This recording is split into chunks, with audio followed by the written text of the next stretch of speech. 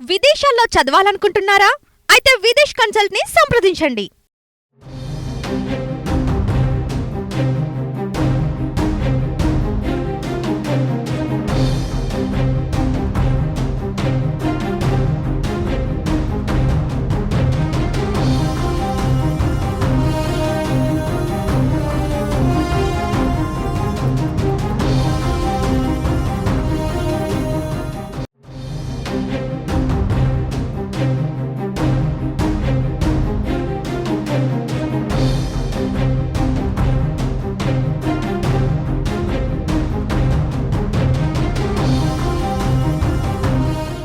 Legendary music director AR Rahman ఆసుపత్రిలో చేరారు.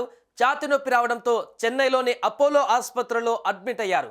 AR Rahman ప్రస్తుతం రెహమాన్కు ఎమర్జెన్సీ వార్డులో చికిత్స అందిస్తున్నట్టుగా తెలుస్తుంది. ఇక ఏఆర్ రెహమాన్ ఆరోగ్య పరిస్థితి పైన ఇంకా ఎలాంటి ప్రకటన విడుదల చేయలేదు డాక్టర్లు.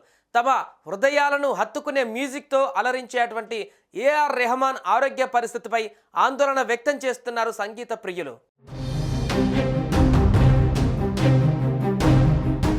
ఏఆర్ రెహమాన్ 1967 జనవరి 6న జన్మించారు.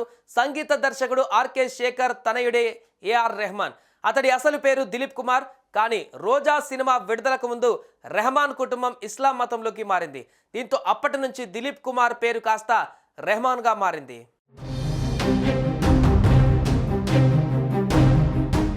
ఏఆర్ రెహమాన్ భార్య కూడా రీసెంట్గా ఆరోగ్య సమస్యలతో బాధపడుతున్నారు. ఏఆర్ రెహమాన్ గతేడాది తన భార్య సైరా భానుకు విడాకులు ఇచ్చిన సంగతి తెలిసిందే. దాదాపు 3 దశాబ్దాల వైవాహిక బంధానికి పులిస్టాప్ పెట్టిన వీరిద్దరూ అప్పటి నుంచి వేరువేరు మార్గాలలో ప్రయాణిస్తున్నారు. రెహమాన్ ఎప్పటిలాగే వరుస సినిమాలు చేస్తూ బిజీగా గడుపుతున్నారు. సైరా భాను పెద్దగా వార్తల్లో నిలవలేదు. అయితే ఇటీవల ఆమె తీవ్ర అనారోగ్య సమస్యలను ఎదుర్కొన్నారు. హెల్త్ ఎమర్జెన్సీ కారణంగా ఆసుపత్రిలో అడ్మిట్ కావాల్సి వచ్చిందని, డాక్టర్స్ ఆమెకు సర్జరీ చేశారని సైరాబాన్ తరపు లాయర్ వందన షా తెలిపింది. ఈ మేరకు ఒక ప్రకటన రిలీజ్ చేస్తూ కష్ట సమయంలో రెహమాన్ ఆమెకు మద్దతుగా నిలిచారని పేర్కొన్నారు.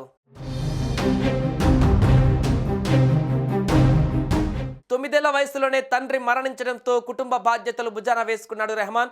ఆర్థిక సమస్యలు ఎక్కువ కావడంతో చదువును మధ్యలోనే వదిలేసి 11 ఏళ్ల వయసులోనే పియానో, కీబోర్డ్ ప్లేయర్గా ఇళయరాజా, రమేష్ నాయుడు, రాజ్ కోటిల వద్ద పనిచేశాడు. అయితే రెహమాన్ కుటుంబం 1989లో ఇస్లాం మతంలోకి మారింది.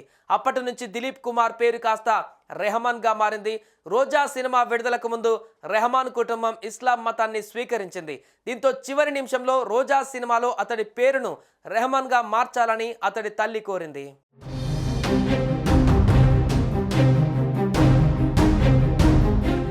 సుమన్ టీవీలో మీ పర్సనల్ అండ్ బిజినెస్ ప్రమోషన్స్ కోసం కింది నెంబర్కి కాంటాక్ట్ చేయండి.